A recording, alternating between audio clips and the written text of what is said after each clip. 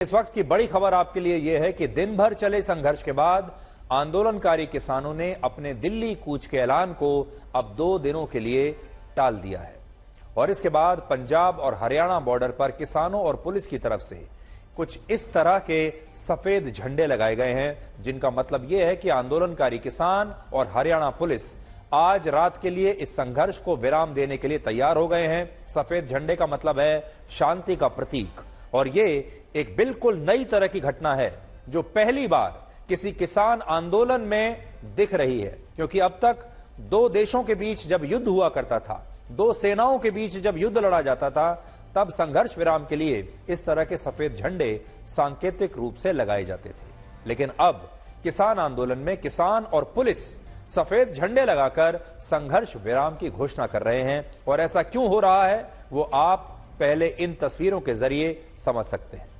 Haryana police ने आज आंदोलनकारी किसानों पर कई गंभीर आरोप लगाए हैं और यह कहा है कि पंजाब के संगरूर और हरियाणा के जींद जिले पर जो खनौरी बॉर्डर है, वहां आज आंदोलनकारी किसानों ने पुलिस पर हमला करने के लिए खेतों में धान की पराली में आग लगाकर उसमें मिर्ची डाल दी ताकि वहां पराली के मिर्ची वाले धुएं से पुलिस फोर्स बॉर्डर छोड़कर भाग जाए। और हरियाणा पुलिस का यह भी आरोप है कि पराली के धुएं में कुछ किसानों ने तलवार और भालों से पुलिस पर हमला कर दिया, जिसमें 12 पुलिसकर्मी घायल हो गए। नेताओं ने हरियाणा पुलिस के इन आरोपों को गलत बताया है और कहा है कि अगर मोदी सरकार आज उन्हें एमएसपी की गारंटी दे दे तो किसान अपना आंदोलन अभी के अभी समाप्त कर देंगे। हमने सुबह निर्णय कर लिया था कि जो बड़े लीडर हैं वो आगे जाएंगे और किसी युवा को हम आगे नहीं जाने देंगे, क्योंकि किसी युवा की हम मौत नहीं चाहते आगुओं को। और उसके बाद जब हमसे सरकार ने वार्ता की और वार्ता में मसला क्या था, हम बोल रहे थे कि केंद्रीय मंत्री ट्वीट करे कि एमएसपी खरीद की गारंटी का कानून का मसला हल करने के लिए हमने कहा ना भी केंद्र सरकार बयान दे भी एमएसपी खरीद की गारंटी के हल के लिए मीटिंग होगी, उससे केंद्र सरकार भाग निकली। इस आंदोलन को लेकर दोनों ही तरफ से तमाम तरह की खबरें आ रही हैं। ऐसे में बहुत सारी फेक न्यूज भी आती हैं, बहुत सारा प्रोपेगेंडा भी होता है। इस पूरे आंदोलन को लेकर अभी यह दावा किया जा रहा है कि केंद्र सरकार लोकसभा चुनावों की वजह से किसान आंदोलन के दबाव में आ गई है, क्योंकि वो जानती है चुनाव सर पर हैं। और दूसरी बात यह भी है कि ये खबरें भी बताई जा रही हैं कि किसानों की इतनी जबरदस्त तैयारी देखने के बाद केंद्र सरकार दबाव में आ गई और इसीलिए उसने एक बार फिर से किसानों को बातचीत के लिए न्योता भेजा है। लेकिन हमें जो सूत्रों से जानकारी मिली है उसके मुताबिक ये खबरें बिल्कुल गलत हैं और भ्रामक हैं।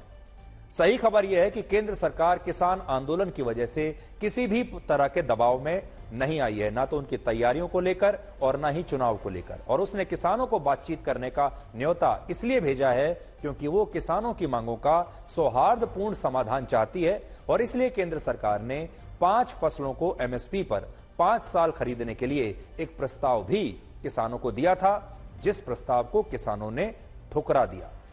दूसरी बात, छात्रों की बोर्ड परीक्षाओं को देखते हुए भी केंद्र सरकार किसानों से बातचीत करके उनकी मांगों का शांतिपूर्ण समाधान निकालना चाहती है, ताकि छात्रों को और उनके माता पिता को, उनके परिवारों को इस आंदोलन की वजह से कोई परेशानी ना हो, बोर्ड की परीक्षाएं इससे आहत ना हो। तीसरी बात, यह बात पंजाब और हरियाणा हाईकोर्ट ने खुद कही है कि आंदोलनकारी किसान सड़कों और बॉर्डर को ट्रैक्टर से बंद नहीं कर सकते और सड़कों पर ट्रैक्टर्स लेकर वो दिल्ली नहीं आ सकते। ये बात हाई कोर्ट ने खुद कही है और उसी हाई कोर्ट के आदेश का सरकार और पुलिस पालन कर रहे हैं। चौथी बात, इस आंदोलन में कुछ तत्व ऐसे हैं जो किसानों को उकसाने के लिए ऐसे उपकरणों और मशीनों का इस्तेमाल कर रहे हैं जिससे लोगों को बहुत गहरा नुकसान पहुंच सकता है और सरकार की यह जिम्मेदारी है कि इस आंदोलन की वजह से किसी भी नागरिक को कोई भी नुकसान ना पहुंचे, जान माल का कोई और नुकसान ना हो और वो तमाम नागरिक जो इस आंदोलन में शामिल नहीं हैं उनका जीवन अस्त व्यस्त ना हो।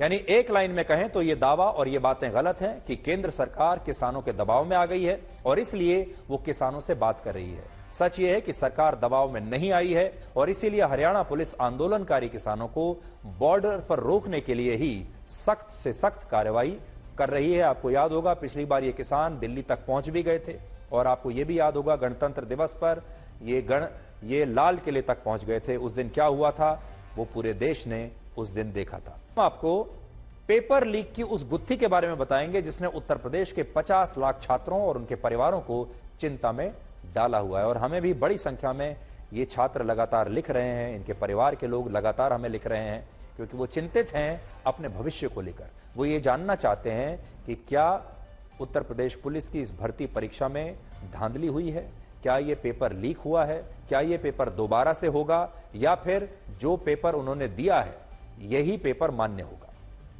और इन 50 लाख छात्रों को अभी यह समझ में नहीं आ रहा कि उत्तर प्रदेश पुलिस में कांस्टेबल्स की भर्ती के लिए 18 फरवरी को जो परीक्षा हुई उस परीक्षा का क्वेश्चन पेपर क्या वाकई लीक हुआ था या फिर नहीं हुआ था।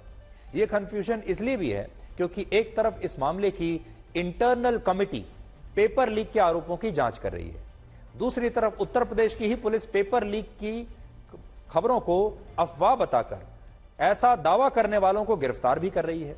और इसी कड़ी में अमरोहा से एक कोचिंग संस्थान के मालिक और यूट्यूबर ललित पाठक को गिरफ्तार भी किया गया जिन्हें बाद में अदालत ने जमानत दे दी। और इन्हीं खबरों की वजह से अब छात्रों और उनके परिवारों को यह समझ में नहीं आ रहा कि जब पेपर लीक की खबर अफवाह है तो फिर इंटरनल कमिटी इस बात की जांच क्यों कर रही है और वो पेपर लीक की इस गुत्थी में उलझते जा रहे हैं। और इस पेपर लीक ने एक बहुत बड़ा कंफ्यूजन पैदा कर दिया है और इसी को दूर करने के लिए आज हमारी टीम ने इस बात की पड़ताल की कि पेपर लीक की खबरें छात्रों तक आखिर पहुंची कैसे, किसने कहा सबसे पहले कि पेपर लीक हुआ है और इस मामले में क्वेश्चन पेपर लीक होने का दावा सबसे पहले कहां से हुआ था, किसने किया था और यह पूरा कंफ्यूजन कहां से शुरू हुआ। तो इस पूरे मामले की जांच करते करते हमारी टीम पहुंची कानपुर के एक कोचिंग इंस्टीट्यूट में जिसके संचालक ने हमें टेलीग्राम ऐप पर 18 फरवरी को आया वो मैसेज दिखाया जिसमें भर्ती परीक्षा की एक कथित आंसर शीट अपलोड की गई थी। और बड़ी बात यह है कि जब इस प्रश्न पत्र में लिखे जवाबों को असली क्वेश्चन पेपर के एक सेट से मिलाया गया तो ये सारे सवाल और जवाब परीक्षा के असली क्वेश्चन पेपर के सवालों से मैच हो गए। हालांकि इसका मतलब यह नहीं है कि इस परीक्षा का पेपर लीक हुआ ही होगा, ये हम स्पष्ट करना चाहते हैं और इसीलिए इंटरनल कमिटी इसकी जांच कर रही है। लेकिन पेपर लीक का आरोप क्यों लग रहा है, इसके पीछे कौन लोग हैं, इसके पीछे कोचिंग इंस्टीट्यूट के लोग भी हो सकते हैं, इसके पीछे कुछ राजनीतिक लोग भी हो सकते हैं। कौन हो सकते हैं वो आप आज हमारी इस रिपोर्ट को देखकर समझ पाएंगे। मैं इस वक्त मौजूद हूं कानपुर में एक कोचिंग सेंटर के अंदर, जहां पे जो कोचिंग सेंटर के टीचर हैं उन्होंने एक सांसद को ज्ञापन भी दिया है। उनके मुताबिक उनके पास पूरे साक्ष्य हैं जो ये बता सकते हैं कि कैसे जो पेपर है वो वायरल हुआ। टेलीग्राम के माध्यम से मेरे पास जो सूचना आई है वो 10:26 पे आई है। व्हाट्सएप पे मेरे पास पेपर 10:29 पे आया। लेकिन जब शाम की शिफ्ट का पेपर 18 तारीख संडे का दिन शाम को शिफ्ट 3 से 5 का जब पेपर आया, 5 बजे जैसे ही बच्चों का पेपर छूटा तो मैं सेंटर के बाहर पहुंचा और मैंने पेपर को मैच किया तो देखा पूरे 150 सवाल में से सारे क्वेश्चंस के आंसर जो पीडीएफ के रूप में मेरे पास आया था, सारे क्वेश्चन एकदम लाइन से मेरे पास आ गए। सबसे पहले जिस चैनल के माध्यम से मुझे पीडीएफ प्राप्त हुई वो चैनल आपका ये है। फिर इसके बाद क्या हुआ कि ये जो पेपर है ये व्हाट्सएप के मेरे माध्यम से मेरे पास जब आया तब जो समय था संडे का ही दिन था। इसमें आप देख सकते हैं कि समय भी है, ये संडे का दिन है जिस दिन पेपर था। सुबह का 10:29 है जब पेपर मेरे पास आया। जैसे आप यहाँ पे थोड़ा जूम करके दिखाना चाहूंगा कि देखिए यहाँ पे कुछ आंसर ऐसे दिए गए हैं। पहला क्वेश्चन, दूसरा क्वेश्चन, तीसरा क्वेश्चन, ये स्लाइड। ये आपका जो क्वेश्चन पेपर है ये बच्चों के क्वेश्चन एग्जाम्स में आया है, ये असली क्वेश्चन पेपर है और ये वो पेपर है जो पहले लीक हो गया था। अब इसका मिलान करेंगे कि कितने क्वेश्चंस मैच करते हैं और कितने नहीं करते हैं। एक बार आप मुझे बताइए कि ये सेट कोई दूसरा था, ये सेट की आंसर शीट थी दूसरे की थी, सेट दूसरा था। इसका पहला क्वेश्चन दिया गया है, नीचे दिए गए प्रश्न का कथन पढ़ने के बाद इसका अध्ययन करिए। 4 कथन आपको दिए गए हैं और इस पे 41 नंबर पे देखिए 41 नंबर पे इसका आंसर दिया गया है। चला जाता हूं और उसके बाद देखता हूं कि यहाँ पे मिलान होता है कि नहीं होता है। 41 है जिसका है केवल दिए गए प्रश्नों के कथन है और केवल 3 मजबूत हैं। इसका ऑप्शन देखिए यहाँ लिखा है केवल 3 मजबूत हैं, सेकंड बी इसका ऑप्शन सही है। क्वेश्चन मैच हो गया। दूसरा एक बार आप मुझे बताएंगे कि दूसरा चलते हैं इसके दूसरे क्वेश्चन की ओर। दिया गया है ये एक पूरी स्टोरी दी गई है, उसके ये ऑप्शन दिए गए हैं। उस क्वेश्चन यहाँ पे मैं दिखाऊंगा कि मामला बैंक के अध्यक्ष को भेजा जाएगा। ये 43 नंबर है। इसका ऑप्शन सी सही है, मामला बैंक के अध्यक्ष को भेजा जाएगा, जो कि सुबह मेरे पास आ गई थी। 43 है, ये नंबर मैंने लिखे हुए हैं कि इस तरह मैच किया गया है। ठीक है, एक और मैच करेंगे, 44 का भी मैच कर लेते हैं। अग्रिम प्रदान किया जाएगा। ये क्वेश्चन है रमन ने ग्राम प्रसाद, ये क्वेश्चन है, इसका ऑप्शन नंबर 1 सही है, अग्रिम प्रदान किया जाएगा। कोई दूसरा सेट पे आ जाते हैं, रैंडम सेट पे आ जाते हैं किसी पे चेक करने के लिए कि हाँ ये सभी क्वेश्चन ठीक है, इस पे आ जाते हैं। हाँ, रीजनिंग पे स्टार्ट करते हैं। ये रीजनिंग का क्वेश्चन है। पहला क्वेश्चन है, दिए गए श्रृंखला में वह विकल्प चुने जो श्रृंखला को पूरा करता है। ये सीरीज दी गई है, इस सीरीज का जो आंसर है 63। चलिए 63 यहाँ पे एक बार मैच करके देखते हैं कि ये आता है या नहीं। 63 का है, इसमें है दिए गए विकल्प में सही है 99। तो इस सीरीज का जो अगला सही आंसर है वो ऑप्शन नंबर सी सही है, 99 सही है। आपको ये बताएंगे कि उत्तर प्रदेश में अखिलेश यादव और राहुल गांधी ने लोकसभा चुनाव में बीजेपी के खिलाफ क्वेश्चन पेपर सेट करने के लिए क्या नई तैयारी की है। उत्तर प्रदेश भारत का पहला राज्य बन गया है जहां विपक्ष के इंडिया गठबंधन के बीच सीट बंटवारे पर आखिरकार सहमति बन गई है। अखिलेश यादव की समाजवादी पार्टी उत्तर प्रदेश में कांग्रेस को 17 लोकसभा सीटें देने के लिए तैयार हो गई है, जिसका मतलब यह है कि उत्तर प्रदेश की 80 लोकसभा सीटों में से 17 सीटों पर कांग्रेस चुनाव लड़ेगी और बाकी की सीटों पर अखिलेश यादव और उनके सहयोगी दल चुनाव लड़ेंगे। कांग्रेस को 17 सीटें मिलेंगी और जिन 17 लोकसभा सीटों पर कांग्रेस चुनाव लड़ेगी उनमें अमेठी और रायबरेली के अलावा प्रयागराज, वाराणसी, महाराजगंज, देवरिया, बांसगांव, सीतापुर, अमरोहा, बुलंदशहर, गाजियाबाद, कानपुर, झांसी, बाराबंकी, फतेहपुर सीकरी, सहारनपुर और मथुरा की सीट शामिल है। इससे आप समझ सकते हैं कि अमेठी और रायबरेली से इस बार भी कांग्रेस का ही उम्मीदवार चुनाव लड़ेगा और वो विपक्ष का संयुक्त उम्मीदवार होगा। लेकिन यह उम्मीदवार कौन होगा अभी यह स्पष्ट नहीं है, क्योंकि सोनिया गांधी राज्यसभा में चली गई हैं और राहुल गांधी पिछली बार अमेठी से चुनाव हार गए थे।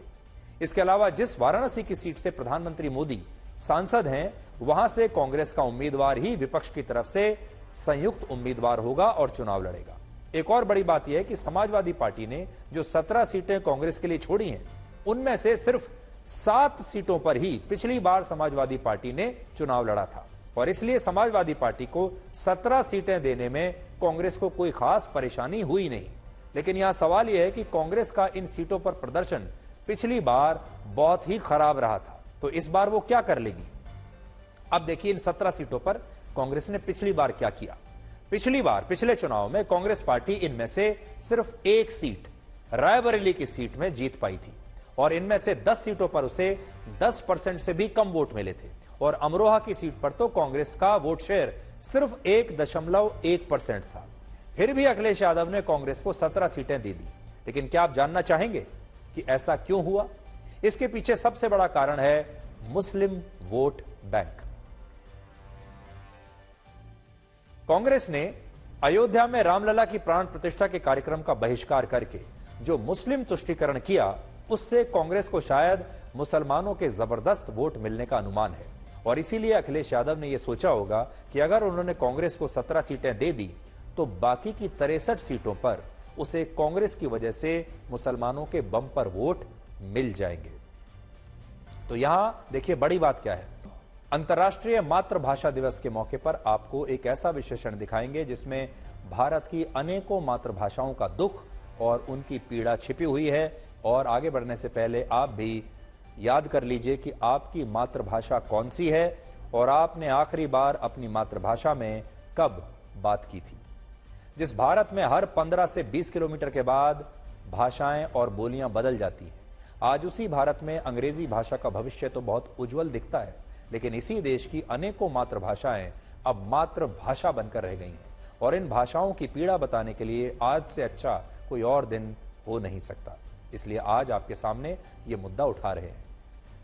आपको जानकर हैरानी होगी कि वर्ष 1961 के बाद से अब तक भारत में बोली जाने वाली कुल 220 भाषाएं विलुप्त हो चुकी हैं और अगले 50 वर्षों में 150 और भाषाएं विलुप्त हो सकती हैं। और ऐसा इसलिए हो रहा है क्योंकि लोगों ने अब अपनी मातृभाषा का प्रयोग करना ही छोड़ दिया है। महाराष्ट्र, कर्नाटक और तेलंगाना जैसे राज्यों में कई ऐसी भाषाएं अब दम तोड़ रही हैं जो सैकड़ों वर्ष पुरानी हैं, जबकि मणिपुर, असम, अरुणाचल प्रदेश, जम्मू कश्मीर, राजस्थान और गुजरात में वहां की क्षेत्रीय और मातृभाषाएं खतरे में आ गई हैं। इस समय भारत में ऐसी 25 से ज्यादा भाषाएं हैं जिन्हें बोलने वाले सिर्फ 50 से 100 लोग बचे हैं, और यही वजह है कि भारत की बहुत सारी मातृभाषाएं अब मातृ भाषा बनकर रह गई हैं। मातृभाषा का अर्थ उस भाषा से होता है जो किसी व्यक्ति को उसके परिवार से विरासत में मिलती है, जो भाषा बोलते हुए बच्चे बड़े होते हैं, जिन भाषाओं को बोलते हुए वो बोलना सीखते हैं। लेकिन अब मातृभाषा से लोग दूरी बनाते जा रहे हैं और यही दूरी इन भाषाओं की जान ले रही है।